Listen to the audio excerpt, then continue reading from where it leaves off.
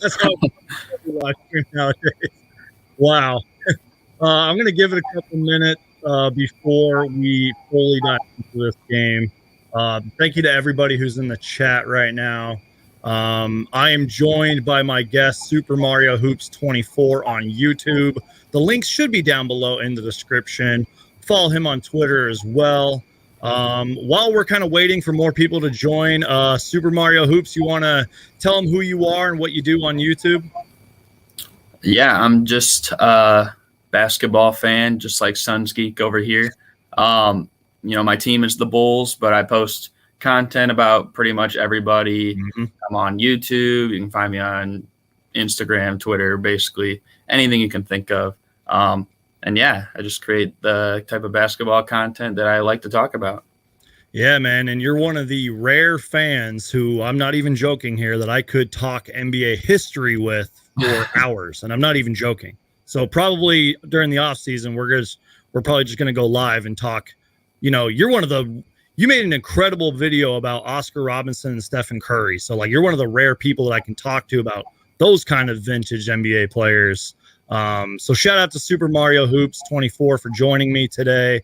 Once again, we're just waiting a couple of minutes. What an incredible game, man. I gotta start off this stream. I don't know if you got anything to drink. I wasn't planning on drinking today, but I think this deserves some kind of a drink. So cheers to the Phoenix Suns. What a game. Hydrated. Yeah, stay hydrated out there. Oh my gosh. I'm not in Phoenix right now, but where I'm at, it is extremely hot, and it is extremely hot in Phoenix after that 120-114 win. Cheers to the Phoenix Suns.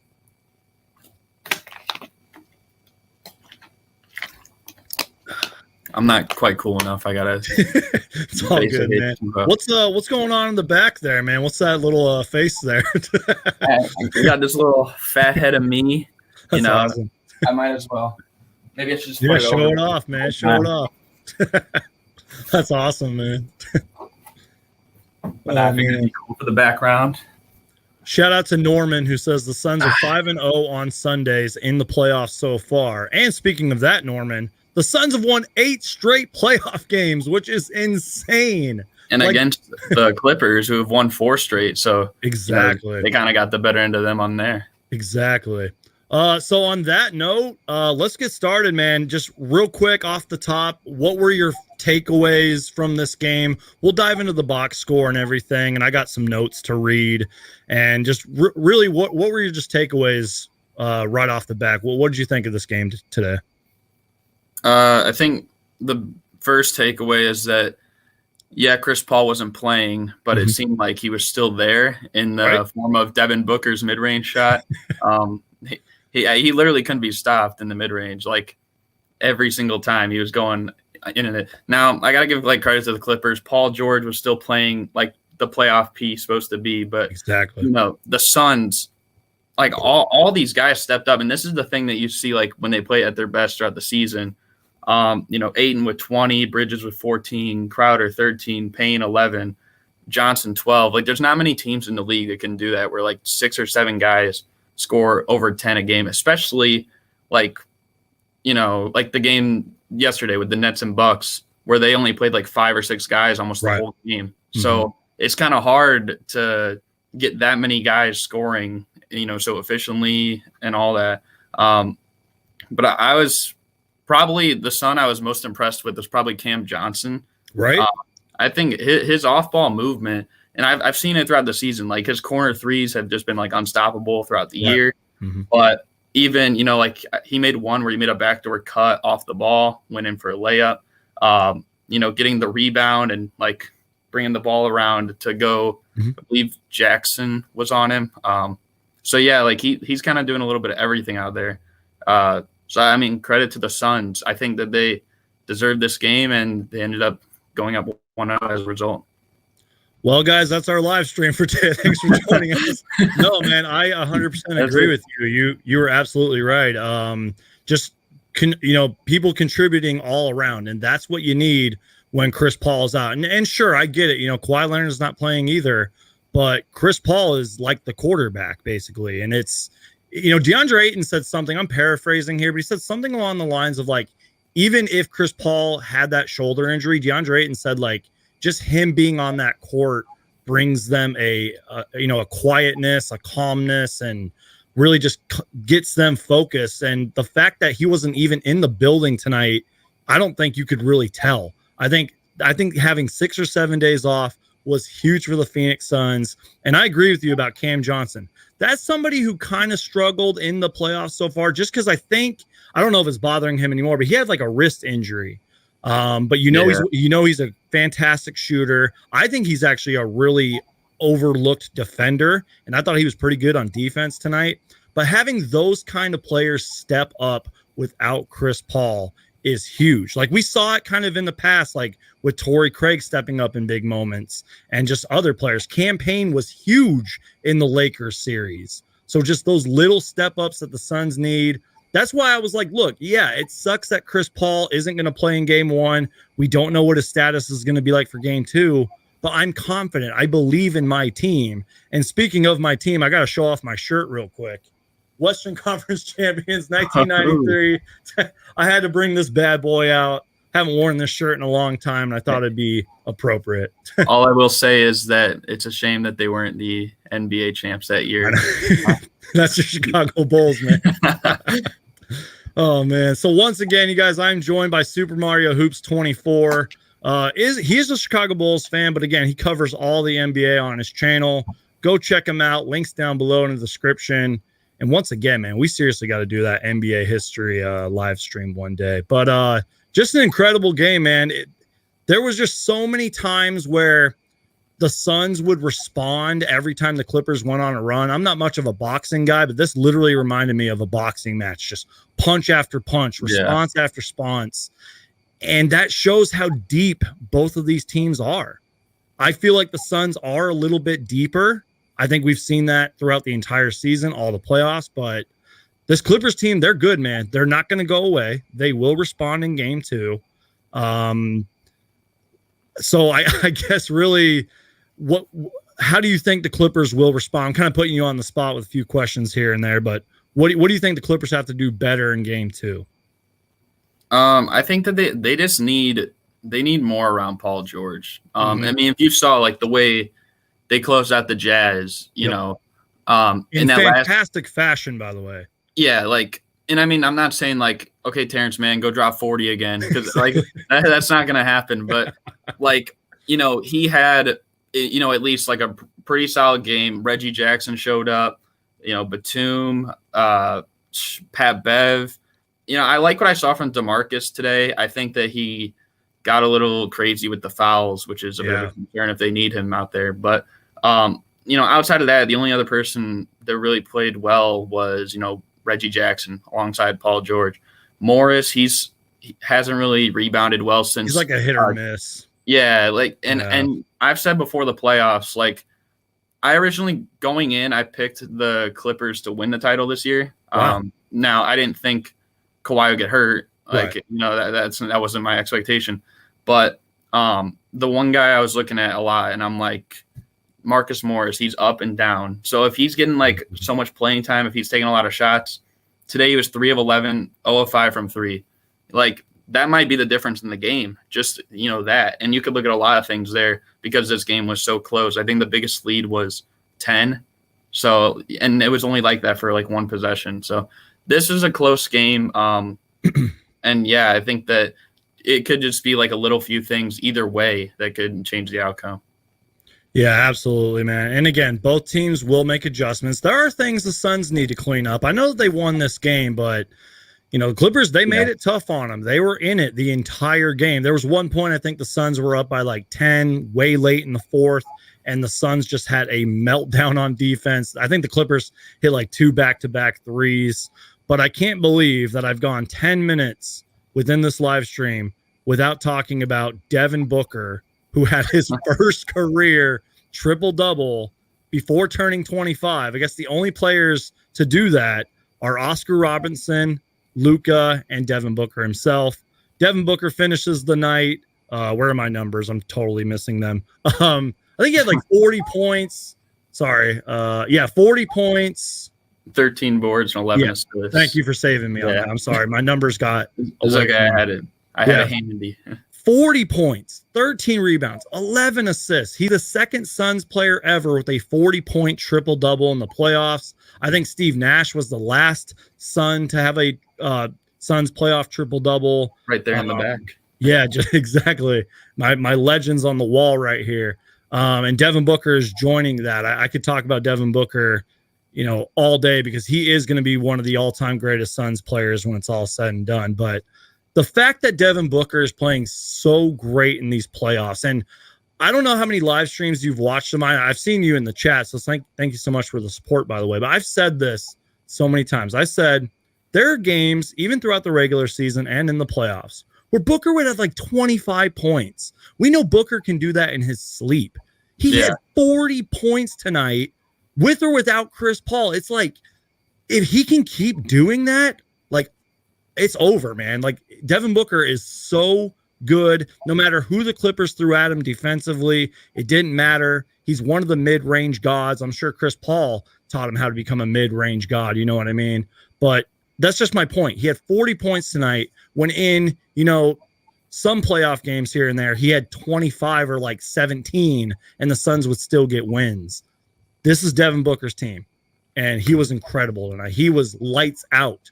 He had 18 points within, I don't know how many minutes in the third quarter, but 18 points in the third. What did you see from Devin Booker tonight? Go ahead.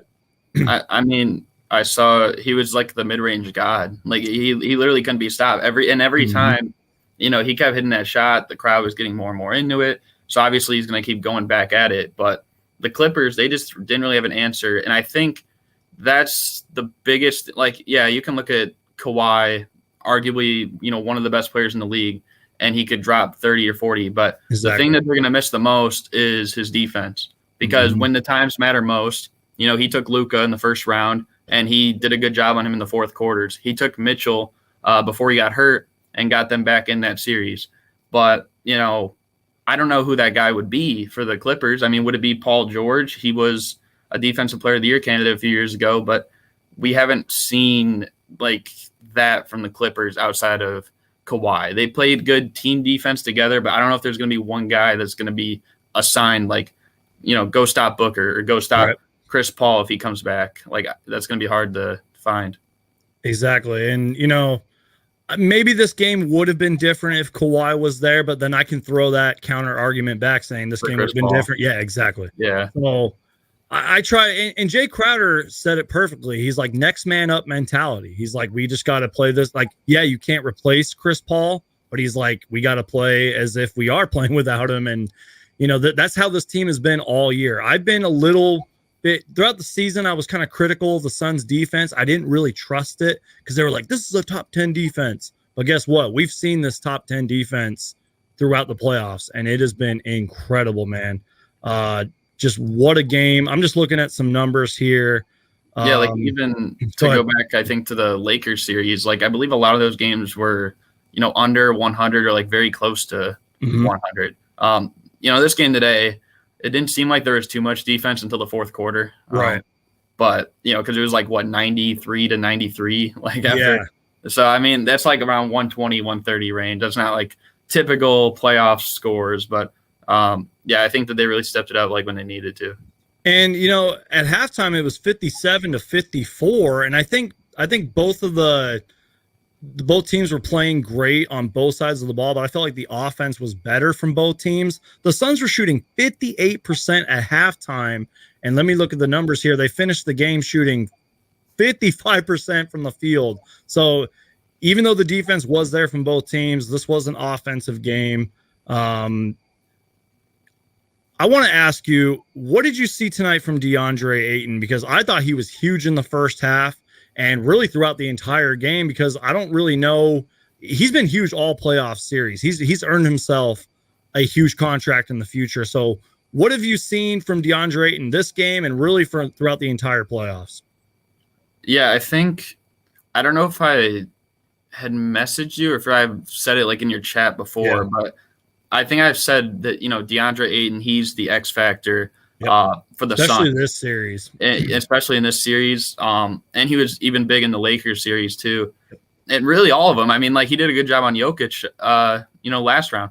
But I feel like, they can't – if the Clippers go small, their starting five has been like Nicholas Batum lately. So he should be able to have his way with Batum on the rebounds. He should be able to have his way in the post. So I feel like he could kind of have his way offensively. And then defensively, he can provide them to more stretch the floor outside. And the Clippers – I believe shot worse than the Suns today from 3-pointers. Yeah, they did. Well, I was going to look at that. And that's kind of why I brought up the whole Suns shot 58% at halftime, and then they finished the game shooting 55%. I guess 3-pointers was fairly close. It was 42% for the Clippers, 40% from the Suns. Oh, they did end up shooting, but of course, I think they made some at the end. When they tried, And my thing is, even though I think they shot better from 3, I feel like for the Clippers it didn't really matter. And you kind of brought up this point earlier. It was like Paul George needs help, man. He was insane tonight. Like people love to troll Paul George and all that on social media. I don't care. He's played great all playoffs long, kind of like DeAndre Ayton. And tonight it seemed like he couldn't miss. That he was hitting tough shots too, using his size and length. Paul George was. It was like every time the Suns would go on a run, Paul George himself would just respond. He was absolutely incredible. And speaking of Paul George, 39 minutes tonight. He did miss 16 shots, but he did have 7 threes, 34 points, 5 assists, 4 rebounds. So maybe you could say he's got to be better everywhere else, But again, he can't do it all. I just think if we were to critique him, he would have to just play better in the fourth quarter because I believe he had 33 going into it. Yep. And then he got, I think it was like an away from the play foul free throw or something like that. And then after that, like he didn't really hit anything. I believe he was shooting 10 of 19 or something at one point. Yeah. He missed his last 6. I know a lot of those was kind of in an effort just to try and come back, but they need that. And really it's hard to win games when there's only 1 or 2 guys that are being consistent threats all night long. And that was him and Jackson, kind of like I said. And I mean, that's kind of the difference of the game. You look at the Suns, it's hard to pick who could have done more. I mean, Saric, but he doesn't really have that role like all these other guys. And he only took 1 shot anyways. He was 0 for 1. So it's that's the guy we're looking at here. So I don't know. Dario Saric, man, it's like the curious case of Dario Saric. I think go ahead. He took the ball on that one, and I think it was on his shot attempt. Booker was calling for it or something. And he's like, "Nah, I got this," and he just pulled the mid range. But I thought that was funny. What I've seen from Dario Saric this year, and this is gonna be my Dario Saric rant of the live stream, is he started off the season really good. I'm not even kidding. He looked like a most improved candidate, but then he got injured, and I don't know if it was the injury, but he was just terrible. He fell out of the rotation, and really all playoffs. I think he might have had 1 good game in the playoffs. Monty Williams just likes to put him in for size, and sure, maybe he'll hit a couple threes or play some good defense, but he's a mixed bag of something, and most of the time it's not good. But I'm all for it. I mean, the Clippers are a big team, man, that we got to have some size out there because I guess the Suns were kind of criticized here and there for not picking up an actual center. But I think that's James Jones, who, by the way, won Executive of the Year. Totally deserved. We can talk about that next if you like. But he believes in his team. I believe in the Phoenix Suns. Who am I to question James Jones? Because I would say maybe 98% of what James Jones has done since he's been here has worked. Or if it wasn't the case, we wouldn't be in the Western Conference Finals. So once again, congratulations to James Jones, executive, of the year, and Robert Sarver, who's our owner, brought him out. Yeah, I got to cheers to that. Robert Sarver brought him out before the game started, gave him the award, and then moments later, I think Shams tweeted it. So I don't even know if Shams knew about it. Which I think that's pretty cool of the Suns to do. And the Suns crowd was there tonight, man. I mean, 10, 11 years without the playoffs, 11 years without being in the Western Conference Finals, and Phoenix is erupting. It's great to see, man. And then, I mean, that just kind of, I mean, along with the Suns, just in general with the playoffs left, like you look at the teams, like even if, you know, the Suns, Clippers, Bucks, and then Sixers, Hawks will be tonight, that'll be decided. But like none of those teams have won either at all or like recently. Exactly. I think the most recent is what, Philly, and that was like 40 years ago almost. Yep. So like I love this league. Yeah. And you know what? Like I get it. People are like, oh, LeBron's not in the playoffs and Steph Curry and blah, blah, blah. It's like, dude, who cares? Like, let these new superstars rise up. Let Devin Booker and Trae Young and Giannis, who's won 2 MVPs, by the way, like let these new superstars come into the league. I just feel like it gets kind of repetitive sometimes. Like, right? Especially like, you know, and I've seen on Twitter, like I know a lot of people troll on there, but the way that they say, like, nobody wants to see whether it's LeBron or whether it's Curry or even like Luka, like no one wants to see them complain for 4 straight rounds, like over and over again. Like, I feel like we got, like, I think the only person left you can maybe put some blame on maybe is Trae Young because there's foul baiting per se, but I don't know. I kind of like the remaining teams left. I feel like it's going to be interesting to watch, like the ending, no matter what. Exactly, man. It's going to be so great. I want to dive into the box score here. And you know what? We'll talk about the Clippers later. Let's talk about the Suns, man. Jay Crowder, 33 minutes tonight, 13 points, 6 rebounds. He had 3 threes. Mikal Bridges, kind of a quiet night, but he still finished with 14 points. DeAndre Ayton, 37 minutes, 20 points, 9 rebounds. I thought he was great in the first half. Cameron Payne was huge. Kind of played out of control sometimes, but stepped it up. 29 minutes, 11 points, 9 assists. We already talked about Devin Booker, and we can keep talking about Booker if you want. And we kind of talked about Cam Johnson earlier. 24 minutes, he had 12 points. Just the depth of this Phoenix Suns team is huge. I don't really know what I want to ask you here, but what did you just think of the Suns' depth tonight? Like, was there anybody that should have stepped up? Maybe Etuan Moore, because he played 11 minutes tonight and he was pretty terrible. Like, what did you see out there from the Suns bench?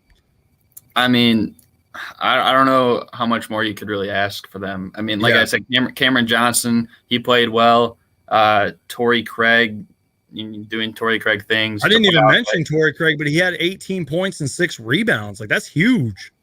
Yeah, and I mean, he's been here before. I think he's one of the few players that's back-to-back conference finals appearances now. So, I mean, he's not afraid of this moment. And you look at, I mean, the starting lineup, the only one who maybe played rough was Bridges, but he kind of picked it up in the most crucial moments of the game. He did. You know, Jay Crowder was kind of struggling, I think, at the beginning a little bit. And that's kind of like when I was watching the game, I said, like, if the Clippers want to win this, they're going to have to get going right away because, you know, they have their shots. They're feeling their shots. They just played on Friday and Wednesday, whereas the Suns haven't played in over a week. But end of the first quarter, it was like tied, and then they were down 3 at half. So it was going to be hard because over time, you know, the Suns, they're going to start feeling their shots more. And that's kind of what they did. So and I'm sorry to cut you off, but the Suns are a great third quarter team. Even if they're down 1 point, they are a great third quarter team. And I agree with you. The Clippers should have pounced on them early. I know that, you know, the regular season was a long time ago, and I think it was either the first matchup or the second matchup of the Clippers. The Clippers were killing us by like 30, and somehow the Suns came back. They ended up losing the game, but that's my point. The Clippers should have pounced on them early. And that kind of goes back to what we were talking about earlier, man. Paul George needs help. And you're right. Like Terrence, man, he can't give you 40. He's not going to give you 40 every night, which, by the way, that was one of the greatest playoff performances I've ever seen. Yeah. But, came out of nowhere, really. Paul George needs help. And that's kind of why I skipped over the box score of the Clippers, man. I mean, it was Paul George. I thought Reggie Jackson had an okay game, 39 minutes, 24 points. I have some numbers on Reggie Jackson, by the way. He's been playing pretty good, man. He was shooting 50% from the field, 44% from 3, and 92% in these playoffs. He's a good catch and shoot 3-point shooter, 46%. That's one thing the Suns are gonna need to do all series long for against the Clippers, is guard their corner threes. Because when the Clippers can space the floor, that's kind of how the Suns are. When they space the floor, they can hit corner threes, and they are a dangerous team. And I saw that tonight. The Clippers did a great job of hitting wide open shots, spacing the floor. But I think the Suns were just a little bit better at doing that. And the Suns have better ball movement with or without Chris Paul than the Clippers do. Real quick, I have a super chat here from longtime supporter Andrew, who says, "How are you, my brother? Booker for MVP. Love this crowd. Youngest team to play in the Western Conference Finals in a while. We're the most fun team in the playoffs so far." And you know what? That's why I was talking about, like, no LeBron, no Luka, no Steph, et cetera, et cetera. Welcome to the Phoenix Suns playoffs, you guys. The Suns have been the story of the playoffs, man. There's no doubt about it. Yeah. I mean, I 100% agree with that. It's so good, man. Thank you so much, Andrew, for the super chat. I appreciate you guys. Once again, if you guys are just tuning in, make sure to Hulk smash the like button because it really does help the channel. Make sure to check out and support my guests, Super Mario Hoops 24. Links down below in the description. Fellow YouTube NBA content creator. It's good to have a YouTuber, you know, someone who actually does this, you know, and you get what I deal with on here, you know. And once again, go check out his content down below. Taking a look at some more numbers here. We already talked about the three-point shooting. The Suns out-rebounded the Clippers just by a little bit, 43-39. The Suns had 31 assists. Now, I think anytime a team has anywhere close to 30 assists, you're going to win the game. But the Suns are really good when they get 30 assists or more. They usually win the game. And that goes back to my point, man. Their ball movement, with or without Chris Paul, is scary. And speaking of Chris Paul, I wanted to bring up this point. I don't really know where I'm going with this, but I did want to bring it up. Last year with Ricky Rubio, which, by the way, that feels like a lifetime ago. Yeah, so much changed. Right?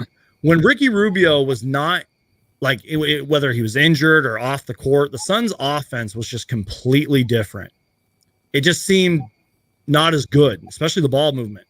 And that's kind of how it is with Chris Paul. But maybe that's different. We'll see, because we haven't been without Chris Paul long. You know, I think he might have missed only a couple of games in the regular season, and the Suns still stepped up.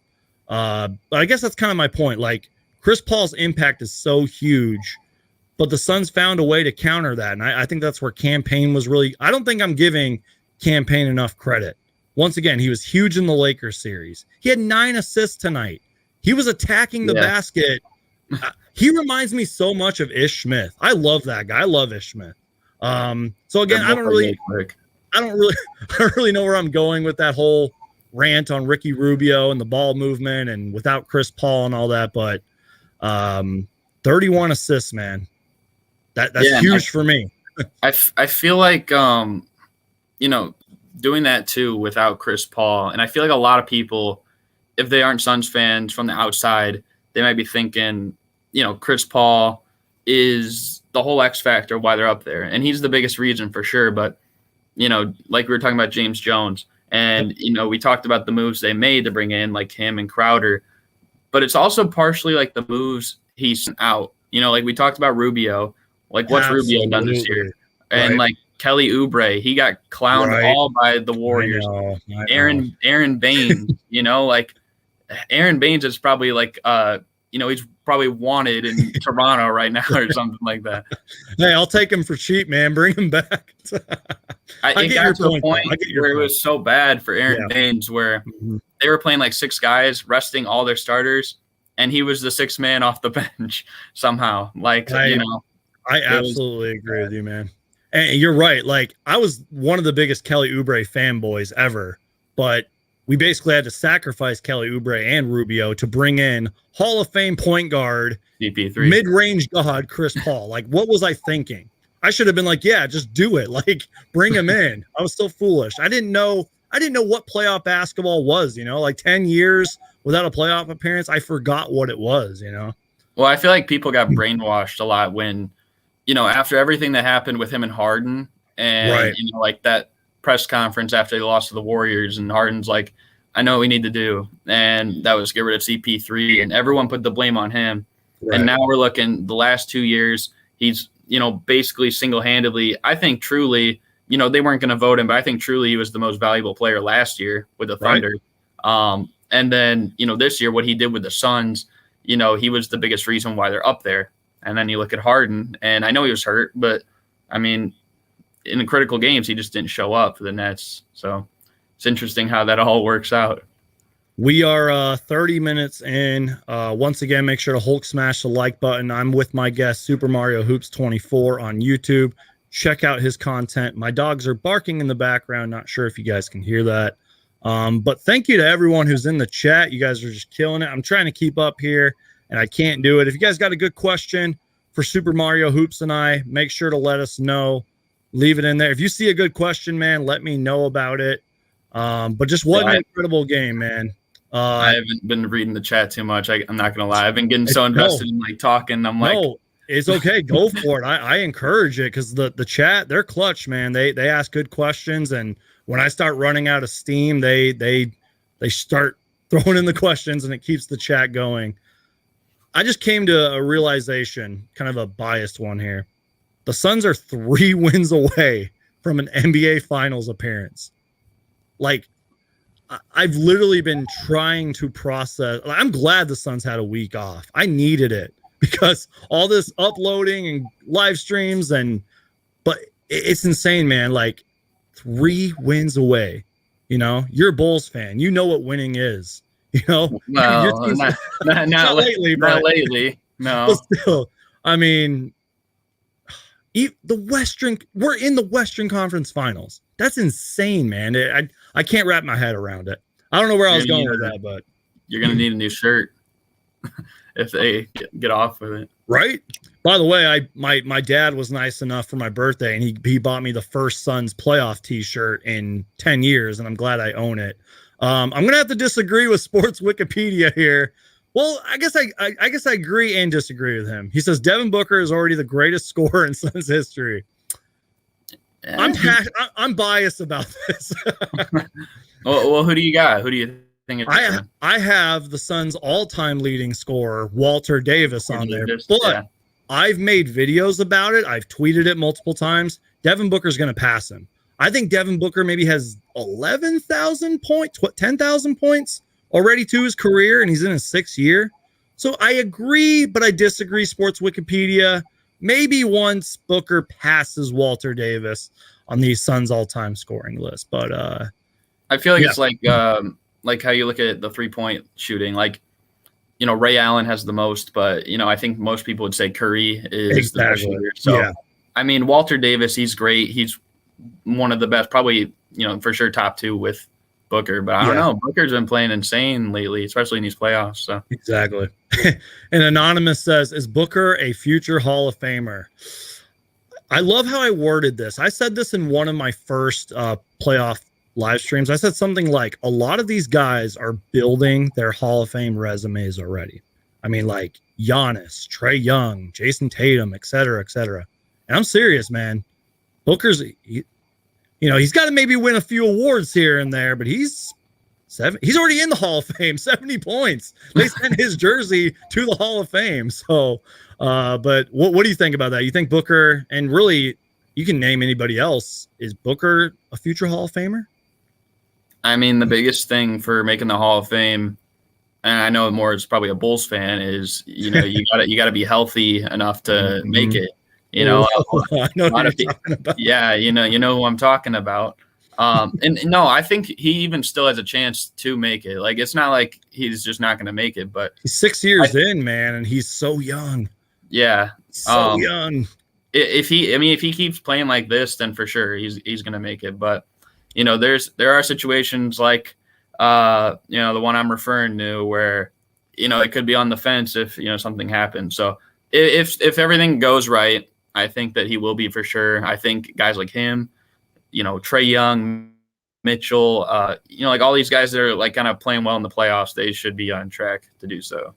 Absolutely, man. No, I totally agree with you. And since we're kind of on the NBA history talk here, I wish I had the tweet to pull it up. I'll have to send it over to you later. But Someone said Walter Davis, George Gervin vibes right now, and I think they were talking about Paul George and Devin Booker. That's kind of what I saw tonight. There was a small stretch where just Paul George was responding to each and every single big-time shot that Booker hit, and then Booker would respond as well.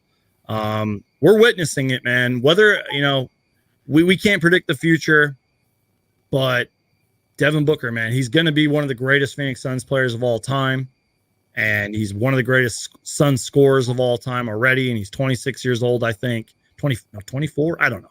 You guys get my point.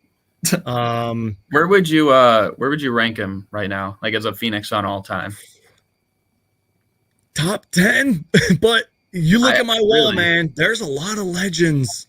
There are. I'd probably say top like 15 or top 8 or something. Okay. Top 7 maybe. I mean, like right now, he's not on the level right now with Steve Nash. He's not with Charles Barkley. He's all time for the Suns. He's not quite. I don't think where Walter Davis is yet. That's like a different thing. I feel like than being the best scorer. But I mean, I'm looking at these other guys like, Sean Marion. I think it's fair to say he's above Sean Marion potentially. And I mean, there's other examples potentially too, like Jason Kidd has some solid years there. I think. Thank you. I forgot about that. Yeah. Thank you. But like, and then you could even go back to like Dennis Johnson. Right. So I don't know. There's a lot, but I feel like he's going to be he's top 10 for sure right now. He will be. Yeah, he will be. He's just it's funny, man. I don't talk about Chris Paul enough on this channel, and I was Devin Booker's biggest critic this season because, I get it. It's his first time playing with a really good team, maybe on the exception of the bubble. And Booker at one point was leading the league in turnovers, but I was trying to be like our good friend Rom 2.0, and I was trying to hold our stars accountable. And it must have worked because DeAndre Ayton's played great this playoff series. Devin Booker keeps shutting me up. And when Devin Booker does these kind of things and has these kind of performances, I'm not shocked. I'm just like I might chuckle, but I'm just like, that's Devin Booker, man. He just keeps rising to the occasion. You know how Kobe Bryant told him to be legendary and all that? He is legendary. And if he can lead the Phoenix Suns to the NBA Finals, man, like put him in the top 10. Put him in the top 10 already. I don't care. Let's put Devin Booker in the top 10. Speaking of the NBA Finals, I know we're thinking way ahead, but Anonymous says at Suns Geek, if the Suns make the playoffs, if the Suns make the finals, are you buying tickets? Well, speaking of that, I'm going to be making a vlog. I'm actually going back to Phoenix because I do not live in Phoenix currently. I'm going back to Phoenix in a couple of days. I don't know if I'm going to go to a game, but if they go to the finals, might have to make a 24-hour trip out there and go to a game, man, because that's just something you have to do, Yeah. But we're thinking way ahead. maybe if the Bucks make it, I might have to go on a little road trip. Exactly. Where are you living at currently? I'm from like Indiana, but I'm relatively close to Chicago. Like I don't like when people say you're from Indiana and you're not a Pacers fan. You're not a true Indiana guy. But it's like, dude, I live closer to Chicago than Indianapolis. Like they're more so my hometown team. Exactly. So I think I even made like a Pacers video on that a year ago, and everyone in the comments roasted me like, can't believe you, like not an Indiana fan. I'm like, geez, like relax. Yeah, man. I mean, I lived, a lot of my subscribers know, but I did live in Phoenix for like probably over 15 years. I've been out here for about a year. But yes, you guys are getting kind of the first news here. And I think I've talked about it before, but I'm actually not going to be doing live streams after today because I got to fly to Phoenix and be with my friends, see them for the first time in over a year. But I'm going to be filming post-game live streams, post-game videos and vlogs. It's going to be insane. Shout out to Hitman X, who also does Suns videos. Longtime subscriber of mine. This guy's been around since the dark days of the Suns. But yeah, guys, just know this. Lots of content is going to come to the channel. You may not see a live stream unless I can go to somebody's house and do it, but like that's weird. But Super Mario Hoops, man, I'd love to have you back on the channel sometime. Anytime you want to come on here and talk NBA history, let's do it, man. Little blast to the past type of video. Yeah, right. I don't want to end this, but if nobody really has any questions, like, go ahead and send me some questions. Do you got any like thoughts? Anything you want to talk about? What do you think, man?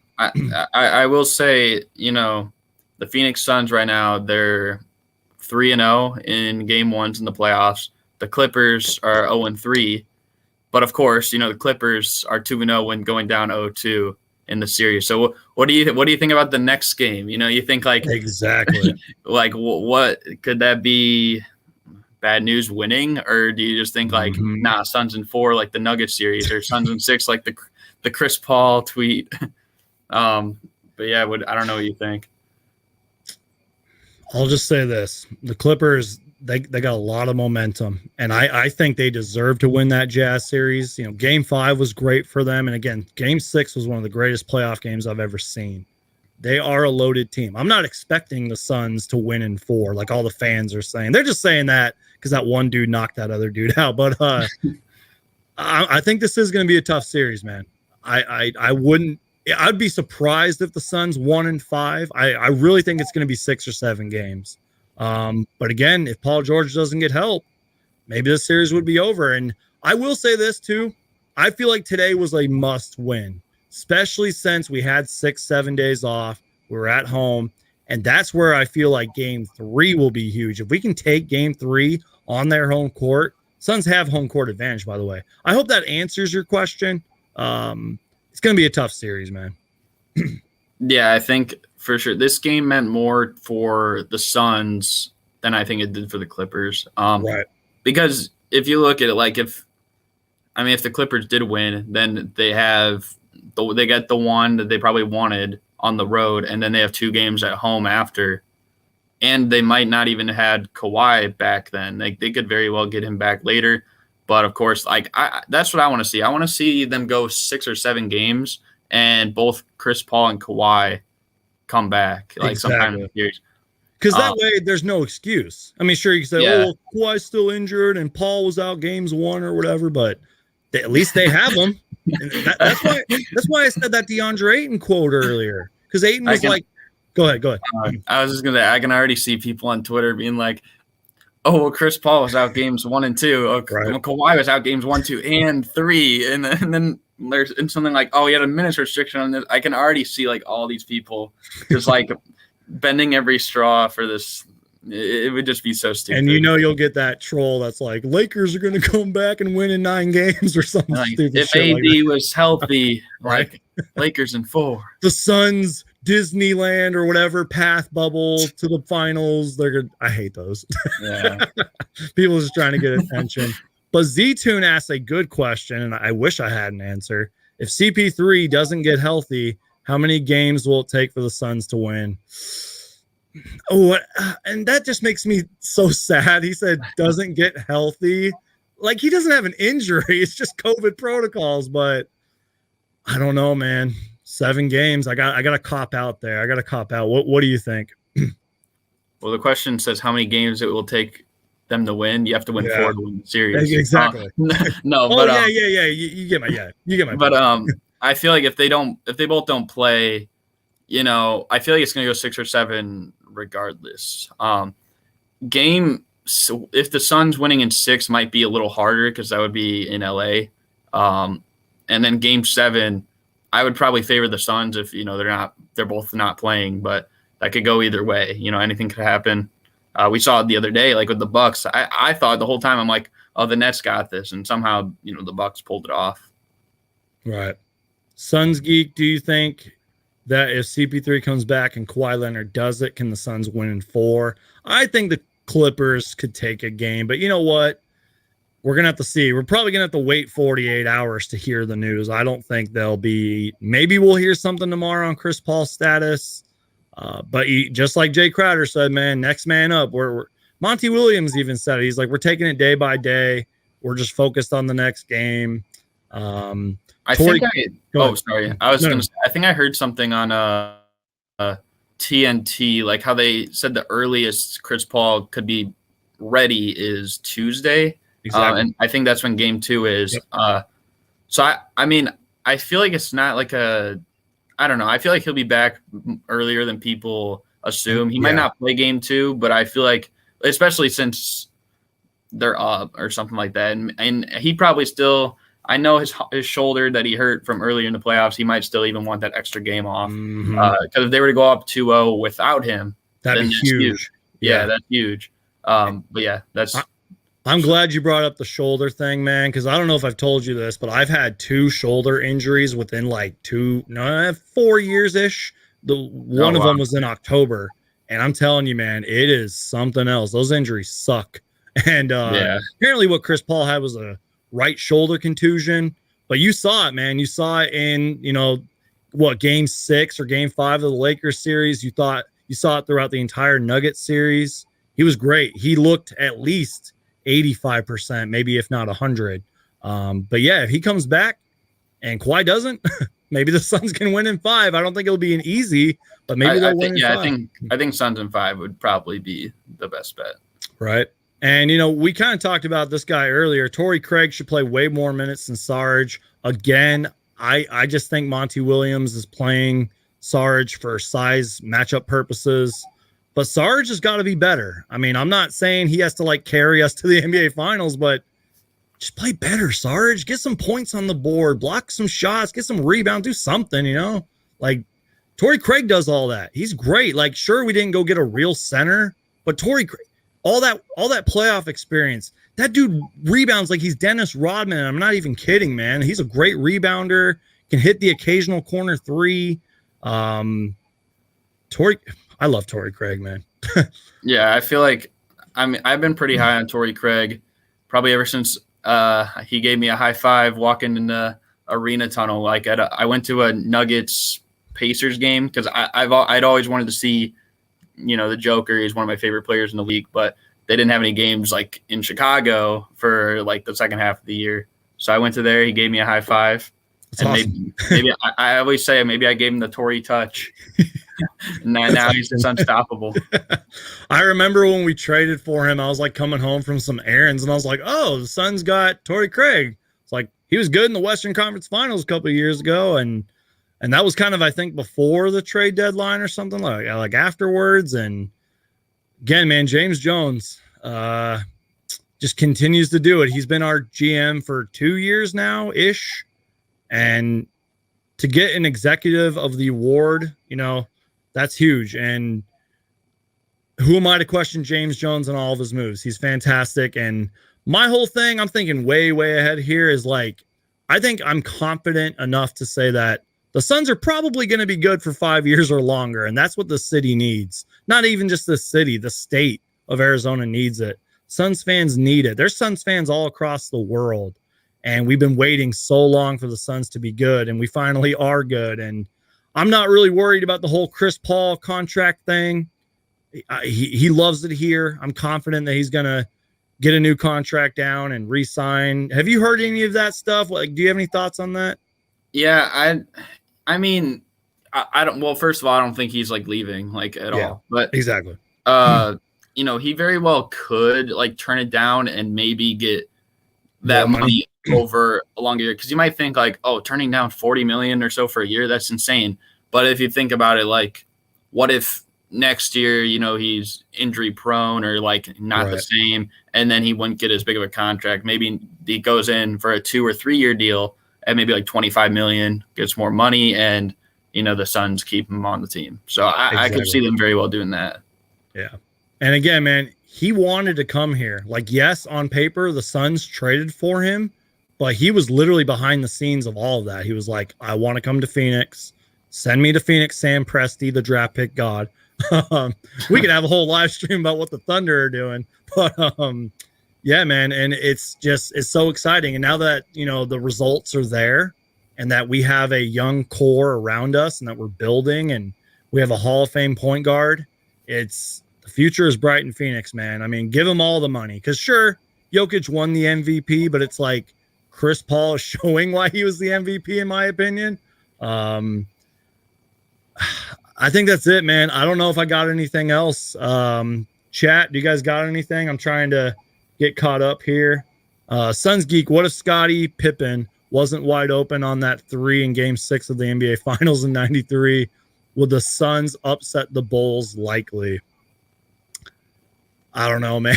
I don't know. This Michael I thought Jordan. John Paxton hit that shot in Game 6. I think maybe that's what he meant. Yeah. And would it really be an upset? I mean, the Suns were really good in the '90s, as we all know, but I mean, it was Michael Jordan. You know, they had a better record that year, and they had the league MVP that season, Barkley. So, and they had.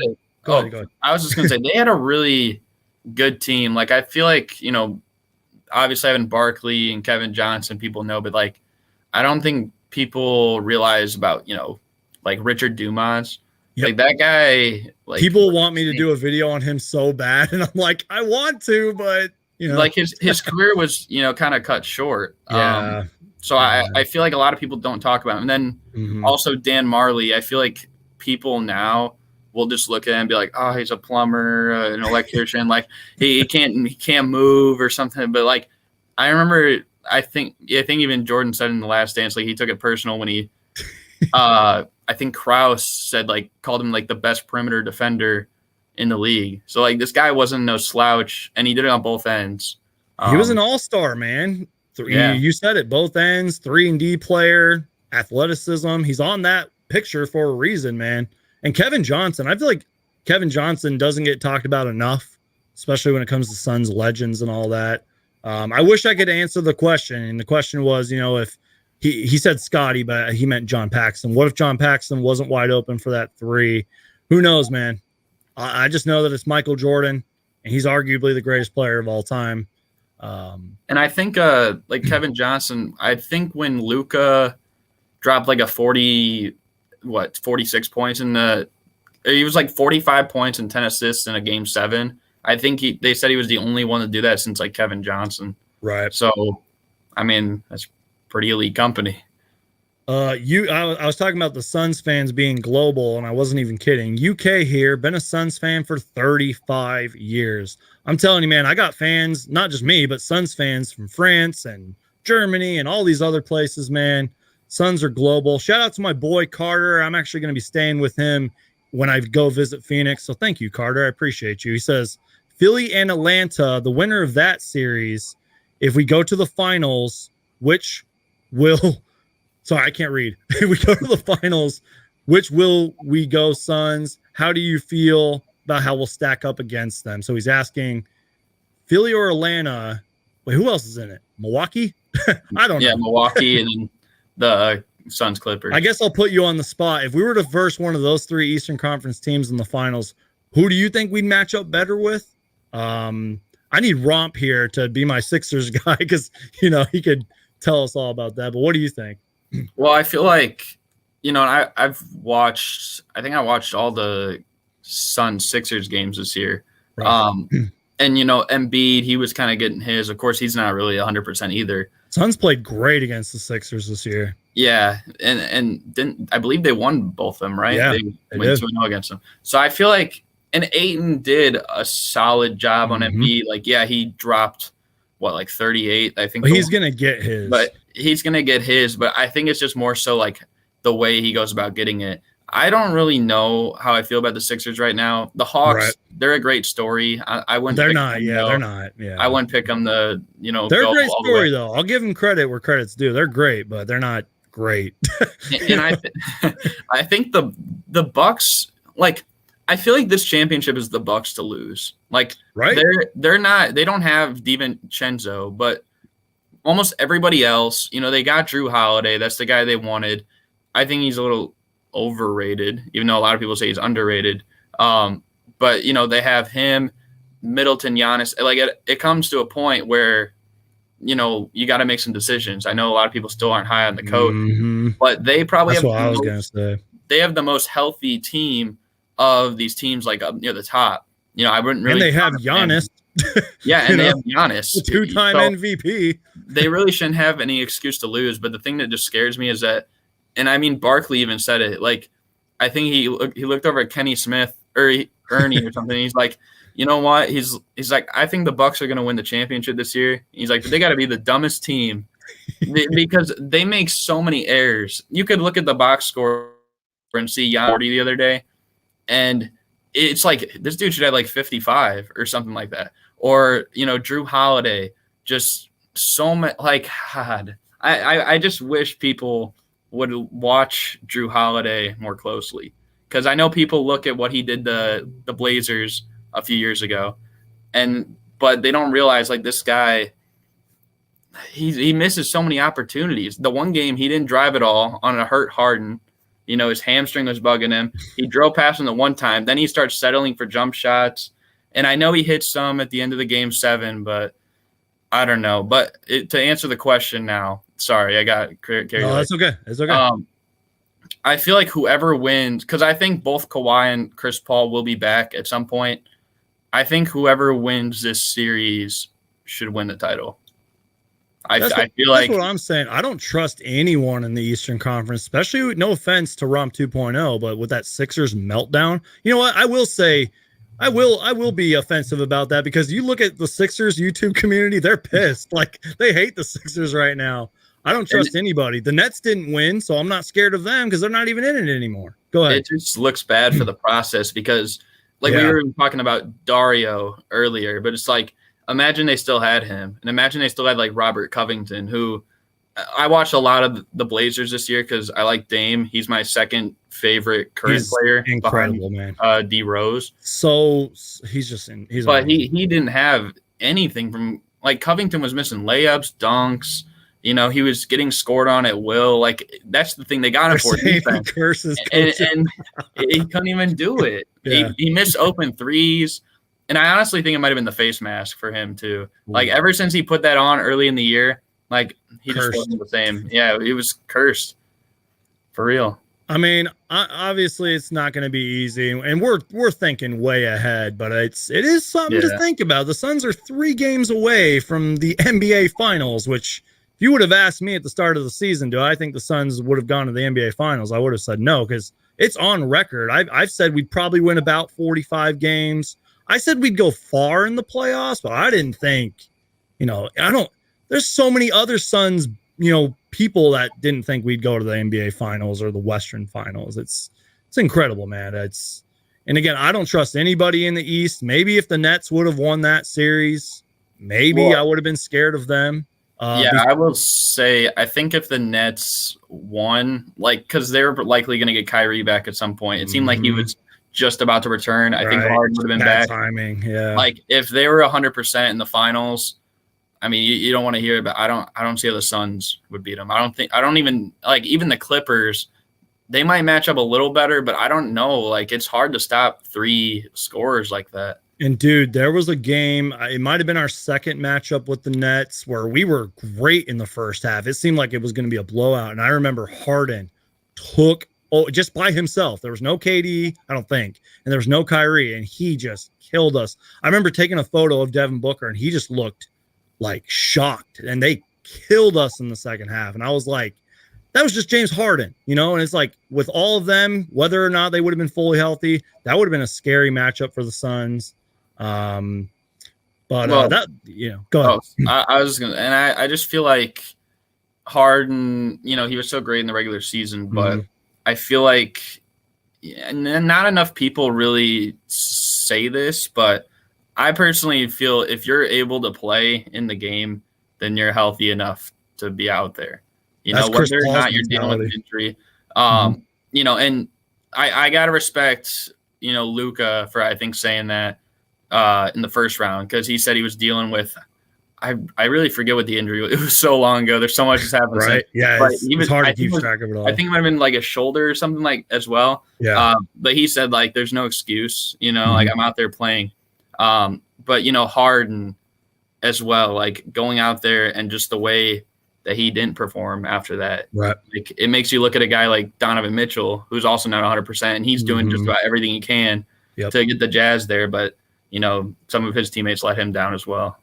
Exactly, man. And no, I agree with you. I mean, obviously every injury is different, but I agree. It's like, if you can play, get out there. That's how Chris Paul's done it all season long, man. He said something earlier in the season. He's like, I don't think I can ever retire because I'm so competitive. He just loves to play. Devin Booker's the same way too, man. He doesn't let injuries keep him out of games. And I think when he does get kept out of games, he's pissed. Like these guys want to play, and especially with players like Luka and these European guys, they love that physical contact. They'll play through injuries. And I just want to go on a little quick Bucks rant. I think if the Bucks don't go to the finals this year, obviously, the easy answer to say that Mike Budenholzer's out, but I think there might be other changes too, man. I mean, it's kind of like what we might be seeing with Portland. Like, how long do you really roll with CJ McCollum? And, in the Bucks case, you're not going to trade Giannis. You maybe keep Drew Holiday, but I think everyone else has got to go. I'm not saying they're going to do a full-on rebuild, but it's been how many years of this? And same thing with Portland. What are they going to? They already fired Terry Stotts, who I think he's a good coach, but it was his time. You got any thoughts on that? I don't know. I don't know how great of a coach Terry Stotts is myself. I mean, I'll say there's definitely worse coaches in the league. Right. Luke Walton, Nate Bjorken, former Suns assistant coach Nate Bjorken. Yeah, he's also very bad. But I mean, Terry Stotts wasn't doing much for them. I just feel like. And I was talking even with my dad about this the other day, and he even told me, he's like, I think the Blazers need to move on from CJ, but I just don't think they will. They kind of have this, I feel mutual thing with a lot of these guys. I mean, I've seen Blazers fans complaining about Terry Stotts since before they made the conference finals years ago. And then it took until now for him to, be let go, even though I think we all know he was fired. That's kind of how I think it's going to basically went. But I feel like CJ, I wouldn't be surprised if they kept him next year, but I wouldn't mind maybe if they just flip those two guys, CJ for Chris Middleton. I don't know what you'd think about that though. So CJ, that might be something. I mean, you kind of brought this up earlier too. Maybe you should stick with Dame and CJ and just get more help around them. And I know that's probably not, cheap. You got to maybe spend some money for that or make some right moves, but maybe you do get someone brought this up. They were like, this was kind of a weird year. Obviously injuries are every season, but COVID did have something to do with this. It's maybe some teams shouldn't panic right away. Maybe do get rid of the coaches, because I'm not a big football guy, but in football, coaches always go first. It's just how it is, which sucks because some of them don't deserve it. But and even in the NFL this year, I'm not crazy on the NFL like I'm the NBA. Yeah, I don't follow. I believe the Steelers were undefeated all year, and then they got upset pretty early in the playoffs. So it's it's a weird lot of year. Weirdness with COVID in these seasons. Even in the MLB, when the Dodgers won. So exactly. I don't know. It's kind of weird. Yeah, I mean, I hope I answered your question about that. I'll tell you this, man, we might have to do some off-season videos or live streams on my channel or yours or whoever's, because there's going to be lots to talk about. I mean, I was surprised by that Kemba OKC Thunder trade. It kind of feels like someone just said it. Johnny Timestamp said draft lottery this Tuesday, which I completely forgot about. Didn't even know. Probably only 3 times in 10 years. I don't care. Well, I will say to that, that's my NBA finals, because the Bulls, we're gonna get the first pick. I'm confident in it. And if we don't, then we're losing our pick to the Magic pretty much if we don't get in the top 4. So I was kind of surprised, man. I've always loved Nikola Vucevic, and I don't know if it was injuries or COVID or whatever, but I felt like you guys had a sort of a shot to make the playoffs, and then it just I late season collapse. I don't know. I think the way it was for us, well, first of all, Zach LaVine in COVID protocols for 2 weeks after our trade deadline, that hurt us. He really didn't play quite as well after the All-Star break as well. At least the way he played before it. The way he played before it, I thought he was an All-Star. He was great. I thought he was All-NBA, maybe All-NBA third team if we kept a playoff spot. But I personally would like to see what Billy Donovan's thinking of, because I see a lot of Bulls fans hate on Markkanen and hate on Kobe White. But when both those guys have started and when they've had bigger roles in the system, they played better. Markkanen was having his most efficient year. You could look at his, box plus minus, his offensive and defensive rating. All those were at his best year. It was his career season. Same with Kobe White when he started as opposed to off the bench. And I just hate like some of our role players, like Thomas Satoransky. Oh my gosh, I cannot stand Satoransky as well as Denzel Valentine. Those two guys especially. We got rid of like some of them I hated though, like Porter Jr. and Wendell Carter. Those guys bugged me as well. I'm a fan of Markkanen and Kobe White, by the way. I think those two, if they can get in the right system, maybe better roles, I think they'll be solid players down the road. They're both still young, but my whole thought, I mean, obviously, you know the Bulls way better than me. I shouldn't even speak on the Bulls, but I think you guys do have a bright future.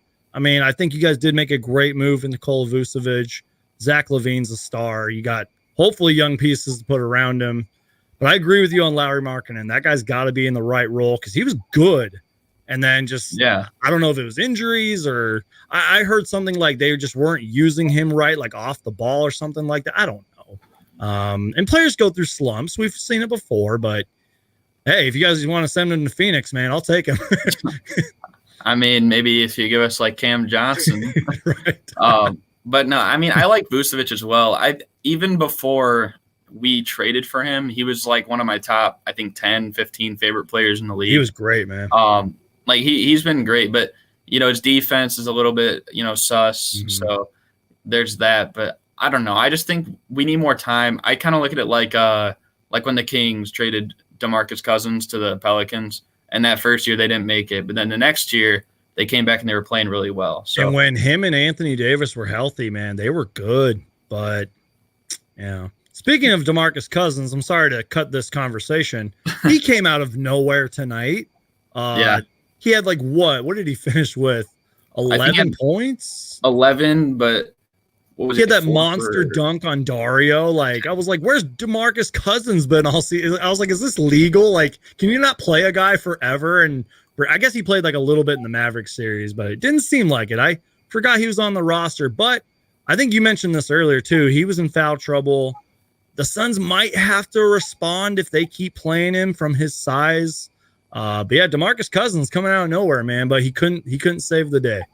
I mean, to be fair on his part, and you might not like what I'm about to say, but I feel like some of the fouls against him, like I could understand where he's coming from. I think that one he got where he the elbow, that's kind of normal for a big man to do. Like but yeah, like, and I think there was one other. It might have been an illegal screen or like an offensive foul or something like that. So I can understand where he's frustrated, but you know, the refs, I think that they kind of have history with him as well. Oh yeah. So, you know, like, I mean, this is a guy that had like the most techs in a season since Rasheed Wallace.